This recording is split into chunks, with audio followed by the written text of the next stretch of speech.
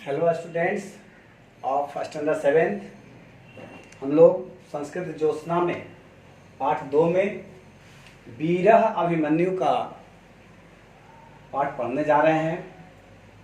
ये भी महाभारत के वीर योद्धा थे जिनकी कहानी आज हम लोग पढ़ाई करने जा रहे हैं।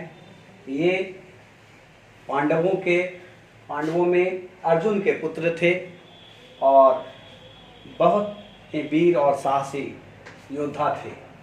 तो आज इन्हीं की कहानी हम लोग इस पाठ में पढ़ेंगे। द्वापर युगे महाभारतस्य युद्ध अभवत्। द्वापर युग की कहानी है।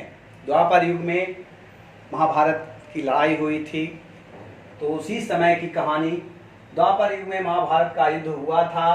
अयम युद्ध अष्टादश दिनानि प्राचलत। यह युद्ध, यह लड़ाई 18 दिनों तक चली थी। सर्वप्रथमः पितामह भीष्म सेनापति अभवत्। सबसे पहले पितामह भीष्म सेनापति हुए।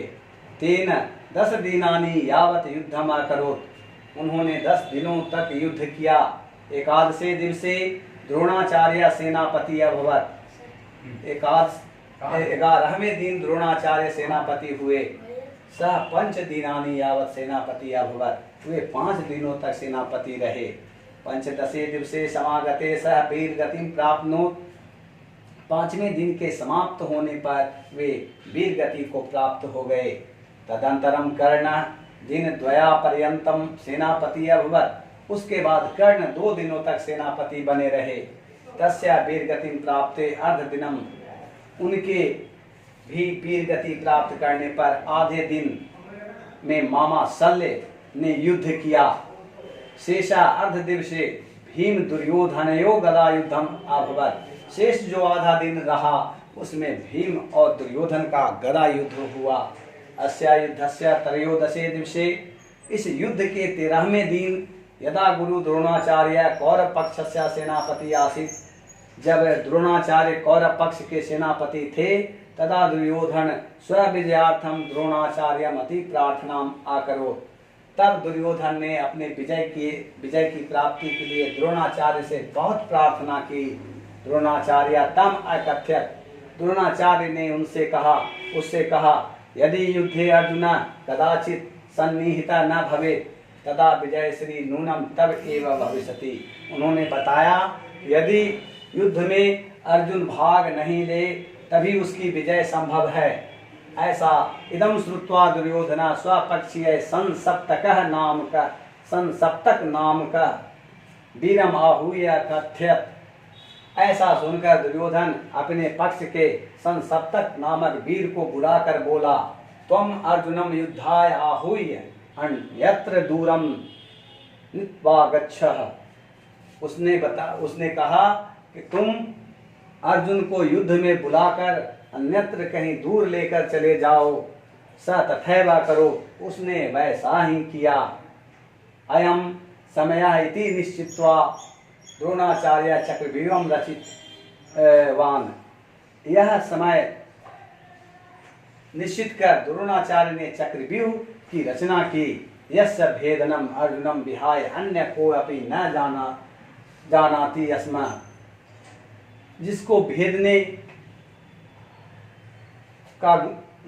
का ज्ञान अर्जुन के अलावा और किसी के पास नहीं था।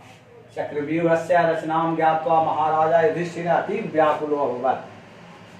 चक्रव्यूह की रचना की जानकारी जब महाराज युधिष्ठिर को मिली तो वे बहुत चिंतित हुए। तस्मिन्नेव समये अर्जुनस्य पुत्र अभिमन्यु युद्ध क्षेत्रं प्रति प्रस्थानम् अकरोत्। उसी समय अर्जुन का पुत्र अभिमन्यु युद्ध क्षेत्र की ओर प्रस्थान कर रहा था। स चक्रव्यूह भेदनम विधि जानाति अस्म। वह चक्रव्यूह को भेदने की विधि जानता था। परम चक्रव्यूह द्वारे सिंधु राजा जयद्रथ युधिष्ठिर भीमं नकुल सहदेवं च एतान् सर्वान् अवरुद्ध। अधुना भीमं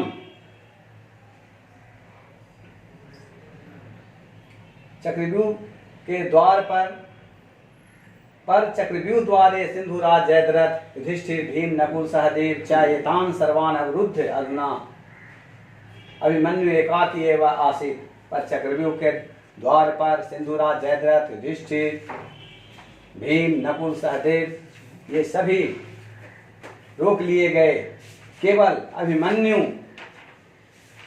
अकेला ही था। चक्रव्यूह मध्ये प्रविश्य अति पराक्रमेण युद्धम कृत्वा बहवः वीरान् आहनत। चक्रव्यूह के बीच में प्रवेश कर उसने बड़े ही पराक्रम से युद्ध के द्वारा अनेक वीरों को मार डाला। अन्ते द्रोणः कृपः कर्णः अश्वत्थः बृहद्बलः कृतवर्मा आदि सप्तयोद्धा मिलित्वा अभिमन्युं निशस्त्रं कृत्वा तम एकाकिनं हतवन्तः। अंत में द्रोणाचार्य, कृपाचार्य,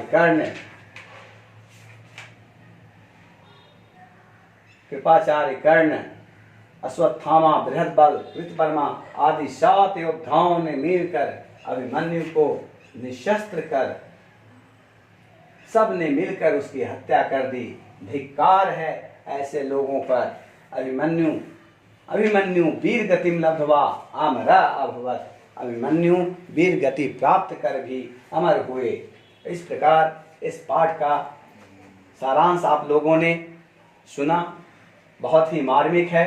आप लोग अपने शब्दों में जो आपने अभी बातें सुनी, यदि आप ध्यानपूर्वक इसको सुन रहे हैं तो आप अपने शब्दों में, अपनी भाषा में इसका सारांश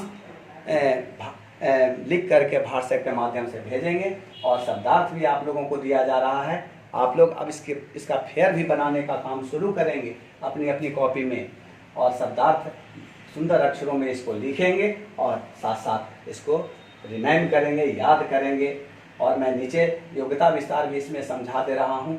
कत्वा प्रत्यय का प्रयोग कर या करके के अर्थ में किया जाता है, यानी कत्वा का अर्थ कर या करके के अर्थ में होता है। इसका प्रयोग करने पर क का लोप हो जाता है तथा शेष त्वा रह जाता है। जैसे आप देखेंगे यहाँ पर नी जोड़ कत्वा, तो यहाँ क का लोप हो गया, नी जोड़ कत्वा नित्वा बन गया जिसका अर्थ है लेकर।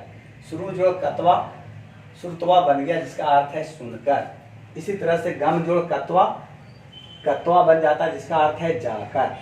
इसी तरह से इसको समझेंगे, पठ जोड़ कत्वा बनता है पठित्वा जिसका अर्थ है पढ़कर। दूसरा हम लोग कत्वा प्रत्यय समझ गए, इसके प्रयोग मतलब इसका प्रयोग वाक्यों में होता है। और आप लोग जब प्रत्यय जानेंगे तो पढ़कर, जाकर, लेकर, सुनकर का इस तरह का वाक्य जब रहेगा तो आपको बनाना बड़ा आसान होगा। दूसरा है ल्याप प्रत्यय। ल्याप प्रत्यय का प्रयोग भी कर या करके के अर्थ में होता है, यानी दोनों का सेम मीनिंग है, दोनों का सेम अर्थ है, लेकिन यह प्रत्यय केवल उस धातु में लगता है जिसमें प्र, पर, परि आदि कोई उपसर्ग लगा। उपसर्ग आप समझते हैं जो पहले लगाया जाता है, तो जहाँ इस तरह का लगा होता है वहाँ ल्याप प्रत्यय माना जाता है, जो उपसर्ग लगकर बने होते हैं सब। इसका प्रयोग करने पर ला और पा का लोप हो जाता है और शेष या धातु के साथ जुड़ जाता है। जैसे आ जोड़ गम जोड़ ल्याप, तो आगत्य बन जाता है जिसका अर्थ होता है आकर। नी जोड़ पी जोड़ ल्याप जिसका अर्थ होता है निपीय। निपीय का मतलब पीकर। इस तरह से आपको समझना है, इसे भी रिमाइंड करना है। तो आज इतना ही। आप लोग इसका जो है सारांश लिखेंगे और व्हाट्सएप के माध्यम से विद्यालय को भेजेंगे। धन्यवाद।